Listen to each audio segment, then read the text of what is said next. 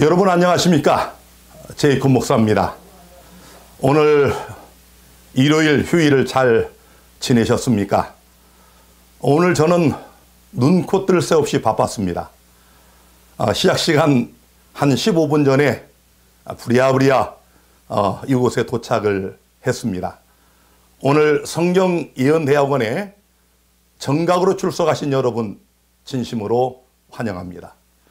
또 정식 입학은 안 하셨지만 하나님의 말씀에 관심을 가지고 자유롭게 참석하시는 여러분 모두도 진심으로 환영합니다. 오늘은 네 번째 강의 시간입니다. 기다리셨습니까? 저도 이 시간을 기다렸습니다. 무궁무진한 하나님의 말씀을 준비하고 또 이곳에 오기 몇 분 전까지도 이 말씀들을 어루만지고 또 수정하고 정리하면서 제 심장은 뛰기 시작합니다. 왜냐하면 이 말씀 안에 감추어진 그 비밀이 너무도 어마어마하기 때문에 하루라도 빨리 여러분에게 이것들을 보여주고 싶어서 그렇습니다. 오늘 강의 기대하셔도 좋습니다. 오늘의 주제는 마태복음 24장과 다니엘서와의 상관관계 네 번째 시간이 되겠습니다. 제가 혹시나 이런 주제에 대한 말씀이 있는가 하고 인터넷을 서치하다 보니까 그런 제목은 거의 없고 여기 책 제목 하나가 다니엘, 마태복음 24 이런 제목이 하나 있어서 제가 이 책을 사서 보진 않았지만 물론 우리 재림교회 목사가 쓴 책이 아니기 때문에 제가 여러분에게 가르치는 이런 주제와는 무관한 것으로 보여집니다. 자, 이 다니엘서에는 정말 흥미진진한 세상의 역사가 여기에 나타나 있습니다. 특별히 메소포타미아를 중심으로 한 근동세계의 대제국들, 바벨론, 또 페르시아, 헬라, 그리고 로마, 이런 네 개의 큰 대제국들의 흥망성쇠가 여기에 상세히 예언이 되어 있습니다. 여러분이 이제 앞으로 공부하시다 보면 여러분은 다니엘서에서 알렉산더를 만나게 됩니다. 이 다니엘서에 알렉산더 대왕이 어떻게 죽을지에 대한 정확한 예언이 있다고 한다면 믿으시겠습니까? 여러분은 클레오파트라를 만나실 수가 있습니다. 또 여러분은 브루투스에게 죽임을 당한 시저를 만나실 수가 있습니다. 이런 흥미진진한 세계의 역사가 이 다니엘서에 상세히 예언이 되어 있습니다. 자, 그렇다면 이런 다니엘서와 마태복음 24장이 어떤 상관이 있는가? 지금 우리가 이것을 추적하고 있습니다. 그러면서 이제 다니엘서 본론에 들어갈 때를 대비하여 우리가 성경의 전 역사를 하나씩 살피면서 이 다니엘서와 연관된 그런 말씀들 또 역사들을 우리가 살펴보고 있는 것입니다. 제가 리허설 방송 때 잠깐 말씀을 드린 것처럼 다니엘이라는 이름이 구약에는 74번 나옵니다. 다니엘서에 71번, 그리고 다니엘 선지자와 동시대 선지자인 에스겔에 3번, 그리고 신약에는 딱 한 번 언급이 됩니다. 놀랍지 않습니까? 이 다니엘이 상당히 중요한 예언서이고 또 다니엘이라는 그 인물이 차지하는 비중이 엄청남에도 불구하고 신약 성경에 오직 딱 한 번만 이 다니엘의 이름이 나옵니다. 그것도 예수님께서 직접 특별히 예수께서 재림하시는 재림의 징조를 말씀하시면서 마태복음 24장 15절에 그러므로 너희가 선지자 다니엘의 말한 바 예수님이 친히 다니엘을 언급을 하셨어요. 그러시면서 멸망에 가증한 것이 거룩한 곳에 선 것을 보거든 읽는 자는 깨달을진저, 성경에 유일하게 표현된 그 말씀, 얼마나 주님께서 강조하고 싶으시면 이 신약 성경에 오직 딱 한 차례, 그것도 예수님께서 특별히 재림의 징조와 관련하여 재림 징조의 최후의 것으로 말씀하시는 멸망에 가증한 것을 언급하실 때 읽는 자는 깨달을진저, 그만큼 중요하다는 얘기죠. 자, 여러분, 그래서 예수님께서 마태복음 24장 3절에 다시 한번 읽겠습니다. 예수께서 감람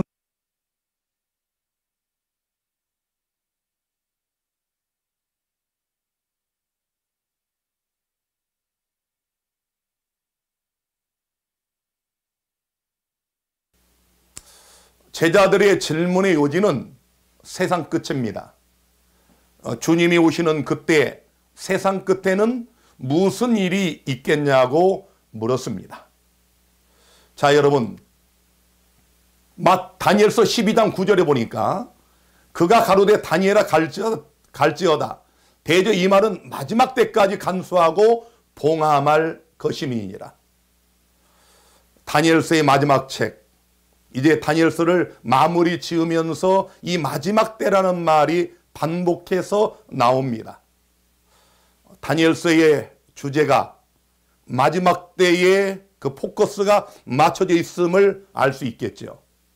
마태복음 24장의 주제도 마지막 때, 세상 끝. 다니엘서의 주제도 마지막 때. 이렇게 연결이 됩니다.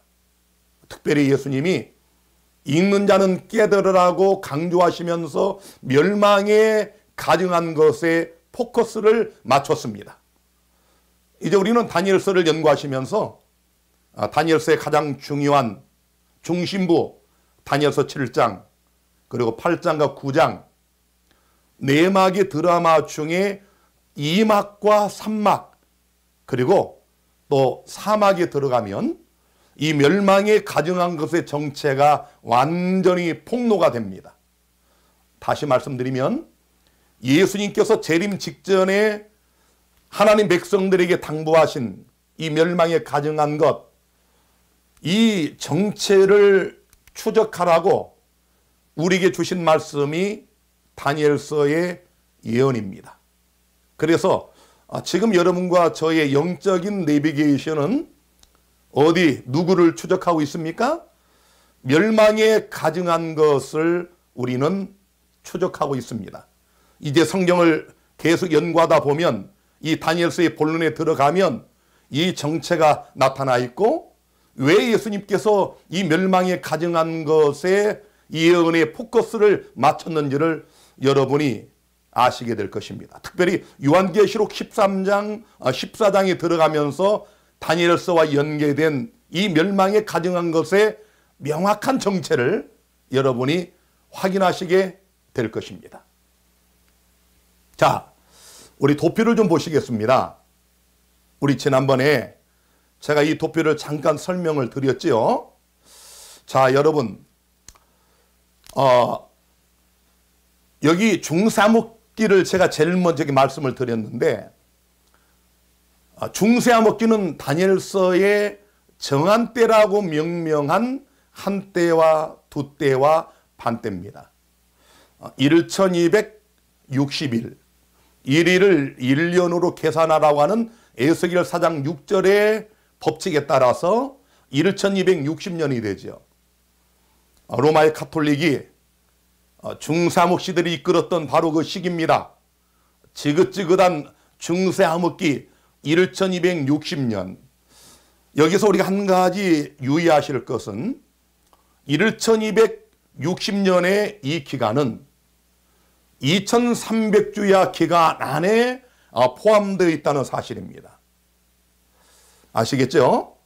자, 여러분, 한 때와 두 때와 반 때가 지나서 다니엘서 12장에 보면 반드시 요 기간이 지나야 2300주야의 끝이 온다. 이런 말씀이 다니엘서 12장에 나옵니다. 자, 그래서 그때가 되면 성소가 정결해지리라. 정결하게 함을 입으리라.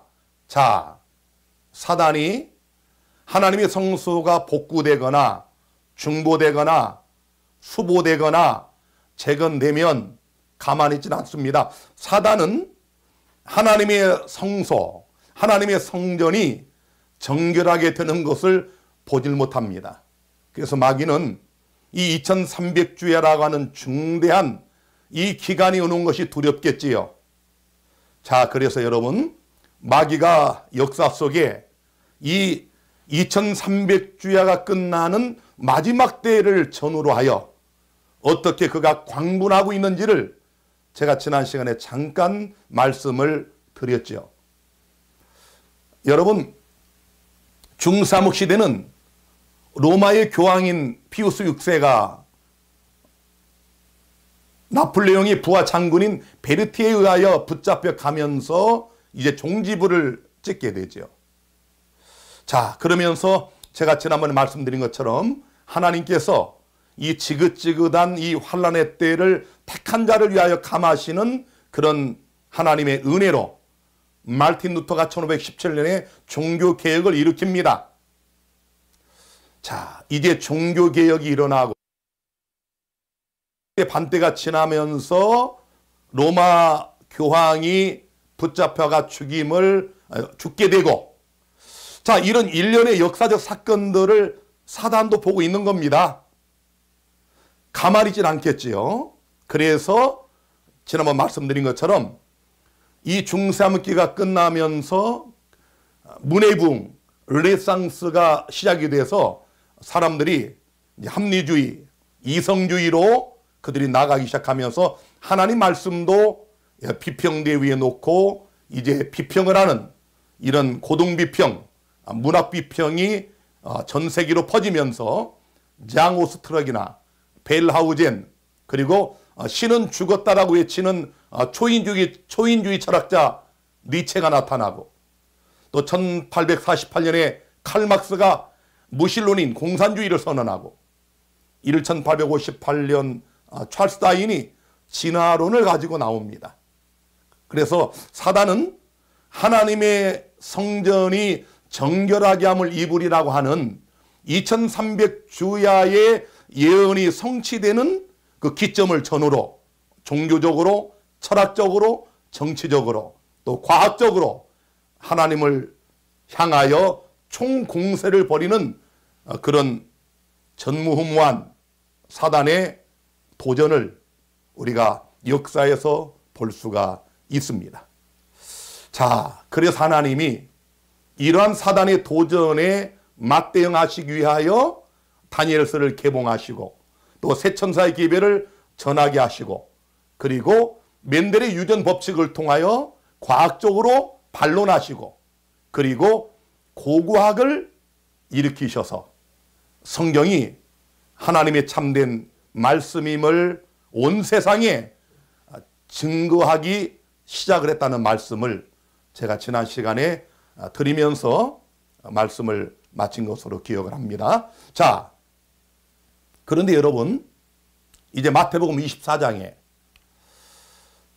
29절에 보니까 그날 환란 후에 즉시로 해가 어두워지며 달이 빛을 내지 아니하며 별들이 하늘에서 떨어지며 하늘의 권능들이 흔들리리라.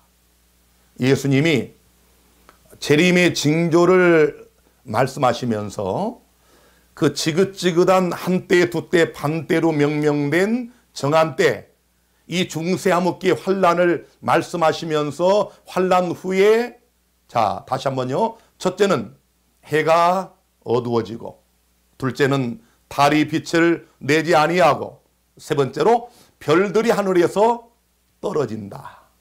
예수님이 친히 하신 예언입니다. 자, 그런데 여러분, 바로 그 뒤에 30절에 보니까 그때 인자의 징조가 하늘에서 보이겠고 그때 땅의 모든 족속들이 통곡하며 그들이 인자가 구름을 타고 능력과 큰 영광으로 오는 것을 보리라. 자, 해가 어두워지고 달이 핏빛으로 변하고 또 별들이 떨어지고 이런 천연계의 징조가 성취되면 그때에 인자의 징조가 보인다. 다시 말하면 그런 일련의 사건들은 재림과 직접적인 연계성을 갖고 있다, 그런 말이죠. 그런 일이 일어나면 예수의 재림은 임박하다, 이런 말씀이죠. 이 말씀을 우리가 계시록에서도 확인할 수 있습니다. 계시록 6장 12, 13절에 내가 보니 여섯째 인을 떼실 때에 큰 지진이 나며, 자 보세요.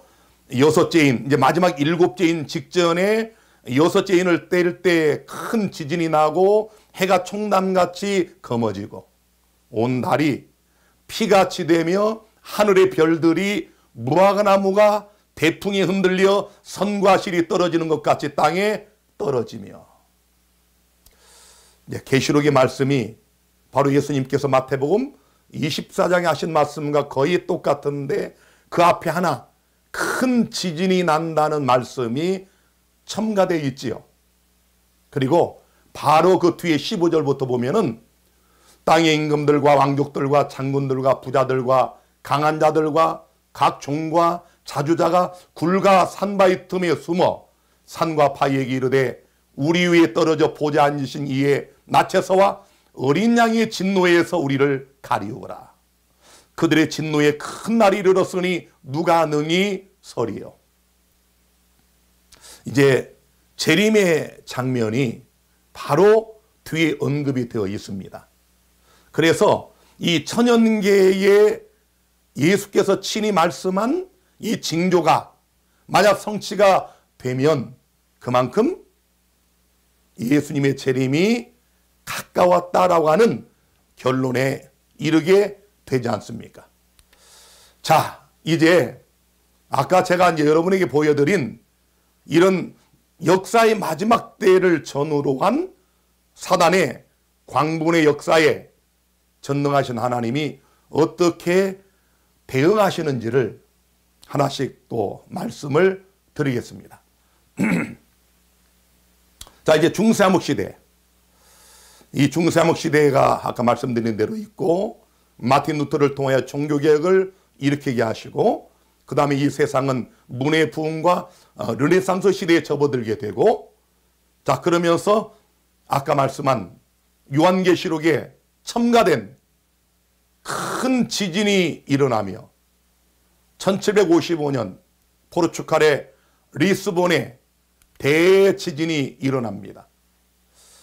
여러분이 인터넷에 검색을 해도 쉽게 찾을 수가 있어요.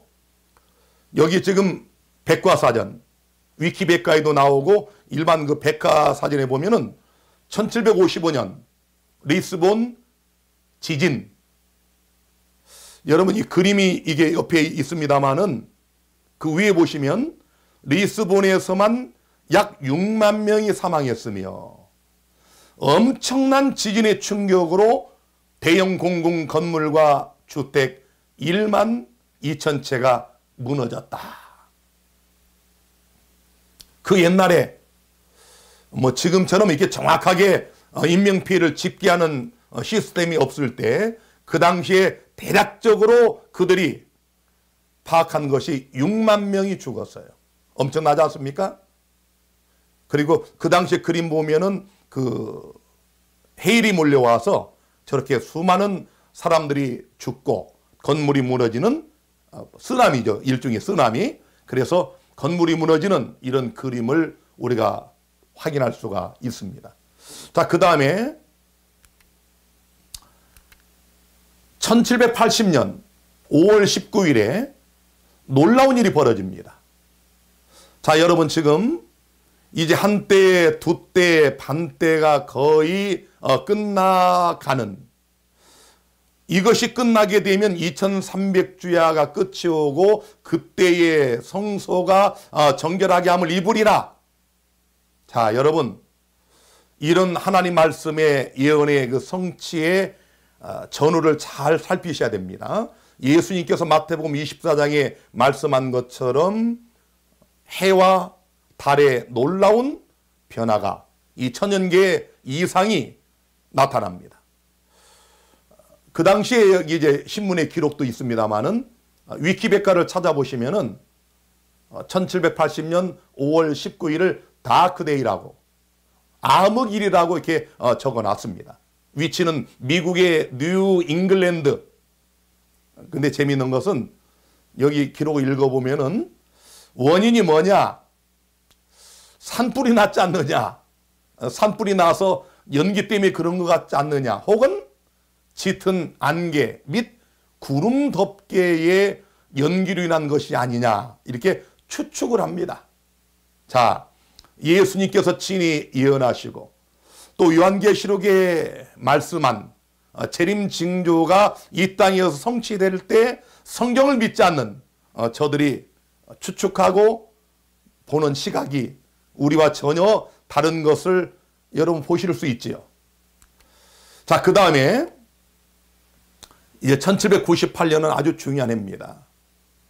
1260년, 1000년이 넘도록 중세 암흑기를 이끌었던 강력한 교황권, 황제와 교황을 묘사할 때 교황은 해여, 황제는 달로 묘사하며 하인리 4세 같은 이 독일의 황제를 폐위까지 시켰던 막강한 권력을 자랑하던 로마의 교황권이 1798년에 완전히 무너집니다. 역사를 보면은 나폴레옹의 부하 장군인 베르티에가, 여러분 이 사진에 보시면은 이제 이 베르티에 장군이 피우스 6세를 체포합니다. 그리고 로마를 떠날 것을 최후 통첩합니다. 그리고 이제 피우스 6세는 프랑스 남부 발랭스로 유배돼서 그 다음해인 1799년에 죽습니다. 막강한 권력을 가지고 1000년 이상 중세기를 지배하던 로마의 교황권이 완전히 무너지는 그런 역사적 순간을 우리가 볼 수 있죠. 자, 여러분, 그러면서 하나님께서 저 미국의 평범한 농부였던 침례 교인이었던 윌리엄 밀러라고 하는 평신도를 일으켜서 재림운동을 일으킵니다. 과거에 뉴턴, 여러분 수학자요 과학자인 뉴턴이 연구해 놓은 이런 다니엘서의 내용을 기초로 해가지고 윌리엄 밀러가 이 다니엘서를 연구하고 이걸 가르치기 시작하면서 미국에서 놀랍게 재림운동이 벌어집니다. 왜냐하면은 지금 제가 말씀을 드린 것처럼 이들이 그 당시에 세계 역사를 보니까 포르투갈 리스본에 대지진이 일어나고 1780년 5월 19일에 다크데이, 해가 어두워지고 그날 밤 달이 핏빛으로 변하고 또 로마의 교황권이 무너지고 이런 일련의 사건들을 보니까 이제 정말 세상이 마지막이 되었구나. 그리고 이 마지막 때가 주제인 다니엘서를 연구하면서 예수님이 곧 재림하신다고 하는 이런 놀라운 소망을 갖고 재림운동을 일으키면서 수만 명의 사람들이 각 교회에서 빠져나오면서 이 재림운동에 참여하게 됩니다. 자, 그리고 1833년 11월 13일에 놀라운 또 천연계의 징조가 성취가 됩니다. 우리 예수님께서 예언하시고 또 계시록에 예언된 그대로 여러분 미국에서 실제로 이런 유성우라고 해가지고 이 하늘에서 별들이 비가 오듯 쏟아지는 그런 일이 실제로 발생하게 되는데 그래서 여러분 여기 보시면은 이 SBS 뉴스에 금세기 최대 별똥별 우주쇼 이 뉴스를 하면서 요 밑에 보시면은 1833년 11월 13일에 미국에서 실제로 이런 일이 있었다라고 뉴스에 방송을 했습니다. 자, 여러분, 예수님께서 예언하시고 계시록에 예언된 이런 별들이 하늘에서 떨어지는 비처럼 쏟아지는 이런 예언이 성취가 됐습니다. 자, 이제 급한 것은 누굽니까? 마귀죠. 예수님이 예언하신 것들이 성취가 되고 계시록에 예언된 마지막 징조들이 성취가 되고 그러면서 한때 두때 반때 기간이 끝나버리고 2300주야가 이제 끝날 때가 다가오는 이때에 급해진 것은 사단입니다.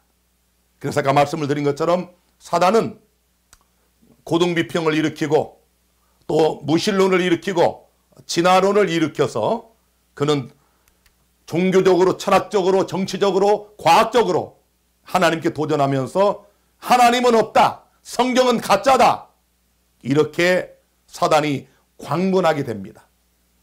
그래서 하나님은 이런 사단의 전략에 맞서서 다니엘서의 말씀을 개봉하시고 새 천사의 기별을 온 세상에 전파하시면서 그리고 하나님의 남은 교회, 하나님의 계명과 예수의 증거를 가진 여자의 남은 자손을 드디어 이 땅에 출현시키십니다. 자, 그러면서 멘델의 유전 법칙을 통하여 과학적으로 진화론이 되었다는 것을 반론하시고 그 다음에 고고학을 일으켜서 이 땅속에 묻혀진 수많은 유물들을 땅 밖으로 끌어내면서 하나님 말씀인 성경이 얼마나 정확한 사실인지를 온 세상에 증명을 하시게 된 것입니다. 누가복음 19장 40절에 예수님 말씀하시기를 만일 이 사람들이 잠잠하면 돌들이 소리 지르리라고 말씀하셨죠. 물론 이 말씀은 예수님이 예루살렘으로 입성하실 때 많은 군중이 모여서 호산나 찬양을 부르는 것을 시기하고 질투했던 그 유대의 지도자들, 그들을 향하여 하신 말씀이지만 이 고고학과 연결시켜 생각할 때 의미심장한 말씀입니다. 고고학이라고 하는 것은 말 그대로 옛 것을 살펴서 연구하는 학문, 한자의 뜻은 그렇고 유적과 유물을 통하여 옛 인류의 생활과 문화를 연구하는 학문을 고고학이라고 합니다. 지난 시간에 잠깐 말씀드린 것처럼 존 테일러 그리고 울리, 이 두 사람은 메소포타미아의 유물을 캐어내는데 열정을 다 바친 그런 고고학자들입니다. 이들이 우루를 파헤치기 시작합니다. 아브라함의 고향인 우루, 그 메소포타미아 지역의 우루 주변을 이들이 파헤치기 시작을 하면서 이런 거대한 지구라트, 신전을 발견하게 됩니다. 이게 지금 복구하기 전에 처음에 막 발견해가지고 작업을 시작하던 그때의 지구라트입니다. 이제 오늘 여러분은 주전 2500년 전으로 돌아가서 믿음의 조상으로 알려진 아브라함이 살았던 아브라함과 사라의 고향 우루의 역사를 우리가 살펴보게 됩니다. 자, 밑에는 페르시아만 있고요. 그리고 바로 우루가 이렇게 위치되어 있고, 제가 지난 시간 잠깐 말씀드린 것처럼 우루 일왕조, 지금 우리가 살피는 것은 이 울리와 존 테일러가 파헤친 역사, 우루 제1왕조 시대에 그 전후로 해가지고 그 유물을 발견한 것들을 우리가 하나씩 보게 됩니다. 저기 보면 우르쿠, 그리고 그 밑으로 우루가 나와 있죠. 제가 지난 시간 말씀드린 것처럼 수메르의 문명을 보면은 인류 최초의 문명. 자, 여기 보시면은 우르쿠 1왕조, 그 다음에 우루 1왕조, 그 다음에 다시 우르쿠 3왕조 이렇게 나가죠. 그 다음에 우루 3왕조 이런 식으로요. 그래서 아브라함이 머무던 바로 그 시절은 우루 3왕조. 그래서 우리는 주전 2500년 전에 갈대아 우르에 살았던 아브라함의 고향 바로 우르를 파헤친 고고학자들의 놀라운 그런 업적을 하나씩 살펴보려고 합니다.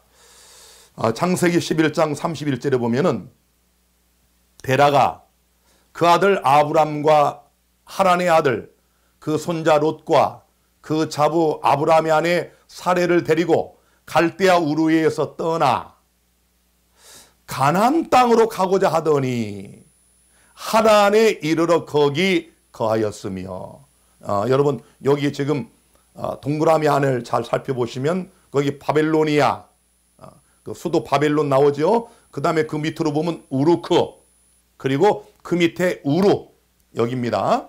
요 밑에 우르크, 우루, 이렇게 우리가 볼 수 있겠고요.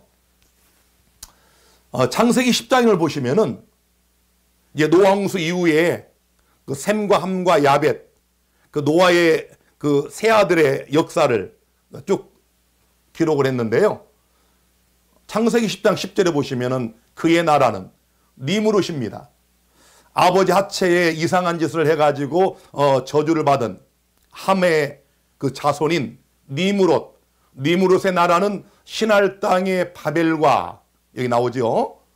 바벨론은 신할 땅 이렇게 됩니다. 다니엘서 1장에 나오죠. 자, 그 다음에 에렉과 악갓과 갈레에서 시작되었으며, 여기 에렉, 그 에렉이 바로 밑에 보시면은 우르크, 이게 현재 치면 와르카로 되어 있는데 여기 우르크, 이게 에렉입니다. 자, 신바벨로니아 제국을 사람들이 칼데아라고 불렀어요. 갈대아. 이건 침략을 좋아하던 그 당시에 이 바벨론을 일컬어서 외부 세계 사람들이 부르던 이름이 칼데아입니다. 갈대아 우루, 그런 뜻입니다. 1922년부터 1934년까지 영미 공동조사단 발굴팀, 바로 이 울리라는 이 울리 박사가 주동이 돼가지고 이 우루 땅을 파헤치기 시작합니다. 자, 여러분,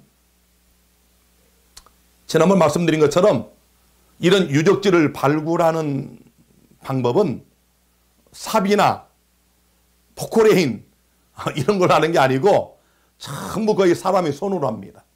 그래서 붓질을 해가면서 이 땅을 파기 시작하는데, 이 울리와 테일러가 바로 이 우루 도시를 발굴하게 됩니다.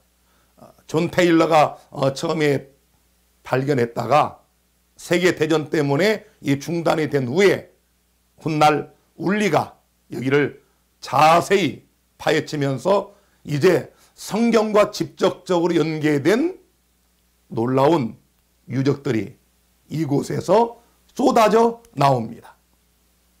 자, 여기 이제 보시면은 동그라미 안에 바로 이곳이 신전 우르의 지구라트가 있었던 바로 그 자리입니다.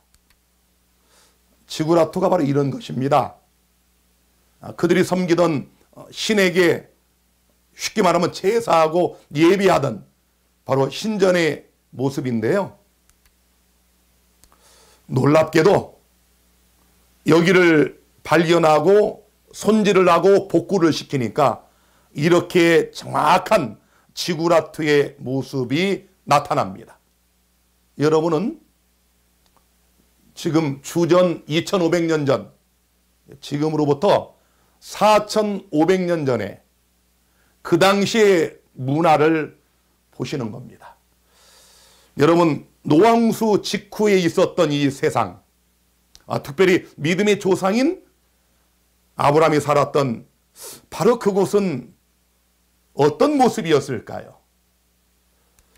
자, 이 지구라토를 보시면은 이렇게 여러분 높이가 한 30m 정도, 가로 63m, 또 세로 45m 정도 이렇게 그 모습, 옛날 과거에 지었던 모습이 거의 그대로, 물론 4층 건물인데 몇 개 층은 무너져 버리고 그 밑에만 남은 모습입니다. 자, 거기에서 이제 우루의 지구라토 추춧돌 비문입니다. 추춧돌 있잖아요. 머릿돌 같은 거. 거기에 이게 비문이 발굴이 돼가지고 그 당시에 이미 이들은 문자를 쓰고 있었다는 놀라운 사실을 발견할 수 있고요. 이집트의 피라미드하고 비교해 보면은 피라미드의 5분의 1 크기입니다. 이제 제가 나중에 다음 시간에 바벨론의 신전, 바벨론의 지구라트와 이제 또 비교를 해드리면 더욱 재미있습니다. 자, 이제 지금 남아있는 그 기초를 중심으로 해서 학자들이 그 당시에 주전 2500여 년 전에 아마 아브라함이 보았던 그런 신전의 모습을 이렇게 만들었습니다. 거의 똑같은 모습으로 이렇게 지금 복구시켜서 형상화해서 우리가 주전 2500년 전에 우루의 신전의 모습을 볼 수가 있습니다. 그리고 여기 이제 신전을 중심으로 해가지고 좌우를 보시면은 지파로 사원, 난나의 광장, 에눈마오 사원, 에우르삭 사원, 이런 사원들이 질비하게 주변에 있고, 또 이쪽에 제일 오른쪽 밑에 보시면은 16개의 왕묘를 이들이 발굴하게 됩니다. 이렇게 울리 박사가 커피를 마시면서 낮에는 너무 뜨겁고 밤에는 너무 추운 바로 이곳에서 이렇게 열심히 발굴을 하고 있고요. 오른쪽에 그 여자분, 모자 쓴 여자분은 울리가 함께 이 우루 땅을 탐사하고 발굴하다가 이제 결혼하게 된 그의 아내입니다. 그리고 요 밑에 보시면은 사람들이 우글우글하죠.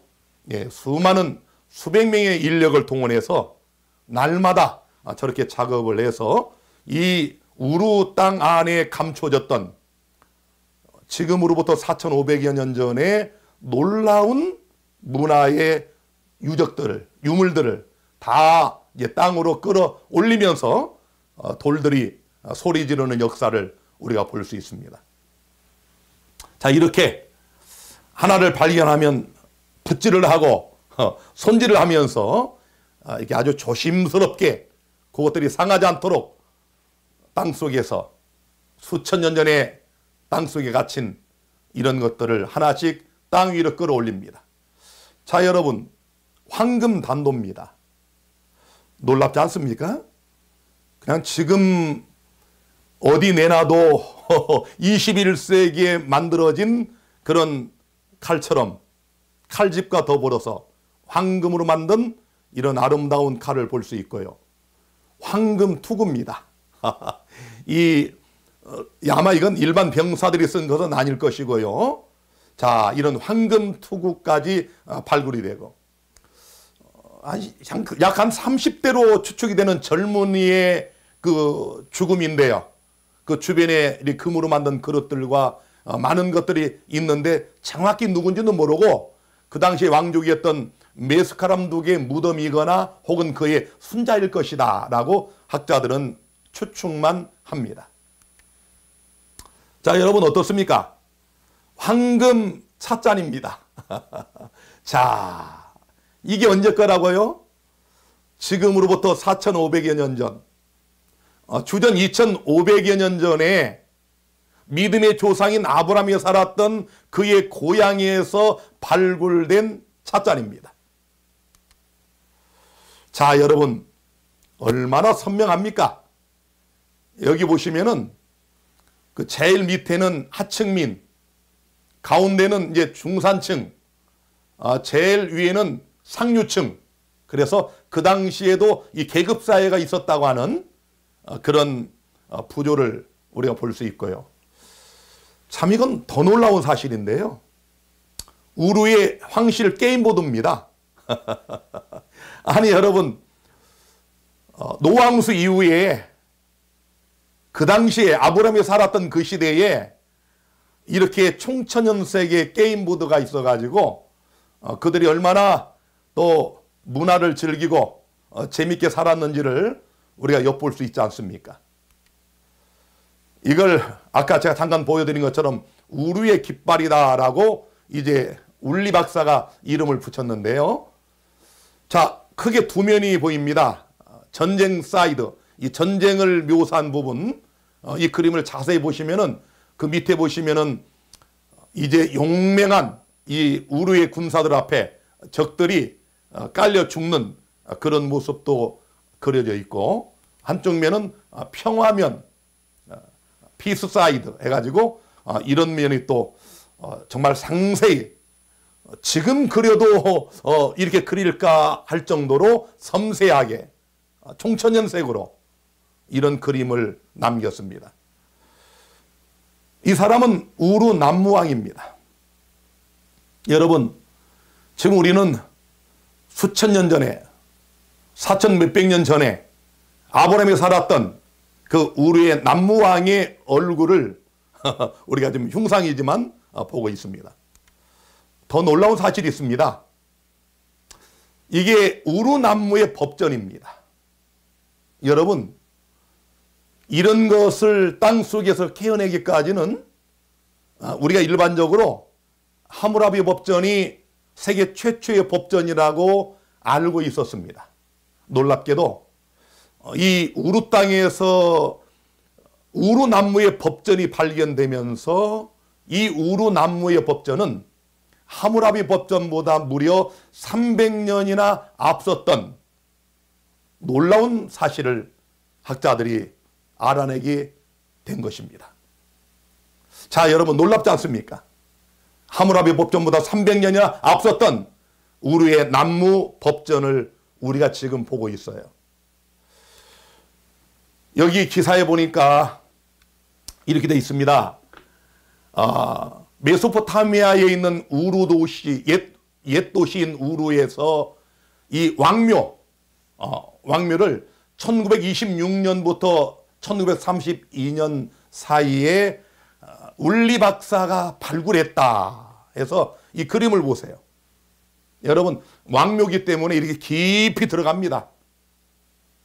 이렇게 봐도 저 위에서 떨어지면 크게 다칠 만한 깊이 아닙니까? 이렇게 왕묘를 엄청 깊이 이렇게 파서 왕족들을 거기에다 묻었다는 사실을 알게 됐고요. 더 놀라운 사실은 이 당시에 순장, 왕이 죽거나 또 뭐 왕족이 죽으면은 그와 함께하던 시녀들과 하인들 또 짐승들까지 수레까지 한꺼번에 다 산채로 내장하는 그런 역사가 있었음을 이 발굴을 통하여 확인하게 됩니다. 여러분, 이게 우루의 푸아비 왕비의 헤드드레스와 보석입니다. 놀랍지 않습니까? 지금으로부터 4천 수백 년 전에 아브라함이 살았던 그 동네에 왕비가 이렇게 사치스러운 보석으로 꾸미고 이렇게 아름답게 치장을 하고 그랬던 시대가 있었다는 사실이 얼마나 놀랍습니까? 그래서 우리 사라가 참 예뻤다고 성경에 나오지 않습니까? 남자들이, 그 왕들이 아주 탐을 낼 만큼. 그래서 그 당시에 아브라함의 아내에 있던 사라가 얼마나 아름답게 무엇을 내었을까라고 우리가 좀 상상해 볼 수 있겠지요. 자, 그곳에서 발굴한, 왕묘에서 발굴한 이런 아름다운 금으로 또 보석으로 만들어진 왕비의 이런 치장품들을 우리가 지금 보고 있습니다. 이것은 푸아비 왕비의 원통형 인장입니다. 자, 여러분 금잔, 얼마나 아주 정교하게 만들어진 황금잔입니다. 이건 또 청동 금속으로 만든 물품인데요. 글자가 이렇게 쓰여져 있고요. 자, 이게 또 재밌습니다. 이 황소 모양의 이 얼굴은 다 순금으로 되어 있는데, 오른쪽에 있는 저 악기, 저건 울리 박사와 이제 그 전문가들이 그대로 이걸 재현한 건데요. 이렇게 처음에 발굴할 때 이런 모습이었어요. 그래서 이미 수천 년이 지났기 때문에 이게 흔적만 있는 것을 석고를 부어가지고 이 본을 떠가지고 이렇게 그대로 악기를 만들었는데, 이 악기 소리가 또 잘 나요. 기가 막히죠. 4천 몇백 년 전에, 주전 2,500여 년 전에 우루의 문화가 얼마나 발달되어 있었는지를 우리가 확인할 수 있겠습니다. 황금으로 만든 그릇들과 칼인데요, 놀랍게도 그 그릇들마다 이름이 새겨져 있었음을 우리가 확인하게 됩니다. 자, 이것이 이제 학자들이 발굴한 우루 도시를 이제 그들의 전문가들이 고증을 거쳐 가지고 그려놓은 그림입니다. 여러분, 아브라함이 갈대아 우르를 떠나서 하나님이 가라고 하시는 땅으로 갈 바를 알지 못하고 갔다 할 때, 우리는 그동안 잘못 생각해 왔죠. 어디 그냥 아브라함이 양이나 치고 또 짐승이나 기르는 그런 한적한 곳에 있다가 하나님이 부르시니까 떠났다, 뭐 이렇게 생각할 수도 있는데, 아브라함이 살던 갈대아 우르가 이런 문화를 가진, 지금 봐도 기가 막힌 도시였음을 우리가 볼 수가 있겠습니다. 울리 박사가 그때 이 우루를 발굴했을 때 1929년 3월 17일 미국의 뉴욕타임스 머릿기사입니다. 요 앞에 있는 걸 좀 확대해 보면은, 이 우루의 발견은 새로운 아브라함을 보여준다. 머릿기사가. 자, 울리 박사 등에 의해서 이 발견된 옛 도시, 이 우루의 발견은 새로운 아브라함, 바이블 캐릭터, 이 성경의 인물인 아브라함이 유목민이 아니라 공동 도시의 창시자였다. 우리가 흔히 생각하는 아브라함이 뭐 양이나 치고 하는 이런 유목민이 아니라 고대 도시의 창시자였음을 밝히는 그런 타임스의 기사를 우리가 확인할 수가 있겠습니다. 자, 더 놀라운 사실이 있습니다, 여러분. 요것이 발굴이 됐는데요. 이게 뭘까요? 자, 이제 이 금으로 만들어졌는데 거기에 어떤 짐승 하나가 걸려 있습니다. 그래서 울리 박사가 수풀에 걸린 양이다, 이렇게 이름을 붙였는데요. 자, 수풀에 걸린 양, 뭐가 생각나나요? 자, 여러분, 창세기 22장 13절에 보면은 아브라함이 눈을 들어 살펴본 적 한 수양이 뒤에 있는데 뿔이 수풀에 걸렸는지라. 아브라함이 가서 그 수양을 가져다가 아들을 대신하여 번제로 드렸더라. 아브라함이 한 식수리 1,000명 정도 됐습니다. 꽤 잘 발달된 고대 도시인 우루에서도 꽤 잘 사는 축에 들었던 사람입니다. 자, 그래서 아마 아브라함이 겪었던 그런 이야기들이 퍼졌지 않았을까, 이게 추측을 해보는데요. 여기 성경에 나온 이 말씀 그대로 바로 아브라함이 이삭을 대신하여 여호와 이레이신 하나님이 예비해 두신 수풀에 걸린 그 양을 가져다가 하나님께 번제로 드렸더라. 이 말씀을 생각나게 하는 아까 수풀에 걸린 그 짐승, 뭔가 좀 연계성이 있어 보이죠? 자, 여러분, 창세기 12장 1절과 4절을 봅니다. 여호와께서 아브라함에게 이르시되 너는 너의 본토 친척 아비집을 떠나 내가 내게 지시할 땅으로 가라. 이에 아브라함이 여호와의 말씀을 쫓아갔고 롯도 그와 함께 갔으며 아브라함이 하란을 떠날 때의 그 나이 75세였더라.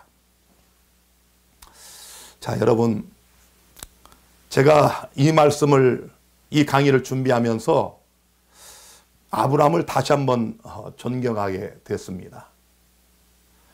하나님이 아브라함을 부르시고 너는 너의 본토 친척 아비집을 떠나 내가 너에게 지시할 땅으로 가라. 아, 여러분, 이게 쉬운 일입니까? 아니, 여러분, 이제 잘 정착한 고향 땅, 거기 이웃과 친척이 다 있고 이미 살기 아무런 불편함이 없는, 이제 여러분이 지금 그 당시의 유적들을 쭉 보셨지만은 너무 살기 편안한 그런 우루 도시를 버리고 하나님이 내가 너에게 지시할 땅으로 가라고 하실 때 갈 바를 알지 못하고 나아갔던 아브라함의 이 믿음, 존경스럽지 않습니까? 여러분 같으면 그렇게 하실 수 있어요? 정말 쉬운 일이 아니죠. 자, 여러분, 나이 75세에 자녀가 없어요. 무자였던 아브라함입니다. 돈도 가졌고 그래서 그 발달된 우루 도시에서 살만한 위치에 있었던 이 아브라함이 하나님의 부르심을 받고 어떻게 갔습니까?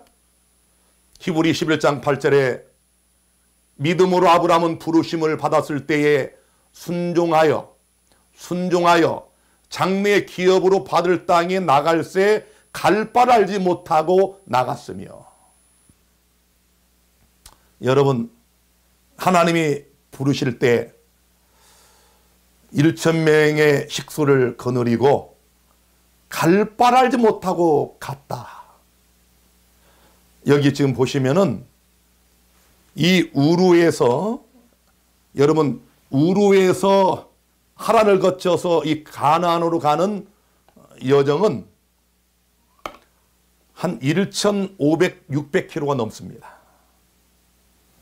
걸어서 가도 몇 달을 부지런히 그냥 무조건 걸어서 하루 종일 걸어서도 몇 달이 걸릴 만큼 먼 여정, 그것도 갈 바를 알지 못하고 하나님이 가라고 명하실 때 그 말씀에 순종하여 모든 식수를 이끌고 나아갔던 아브라함의 위대한 믿음. 오늘 그 믿음이 여러분과 저의 믿음이 되기를 간절히 바랍니다. 여러분, 오늘 우리는 믿음의 조상인 아브라함이 살았던 그의 본토, 친척집이 있었던 고향 우루 땅의 문화를, 유적을 통하여 살펴봤습니다.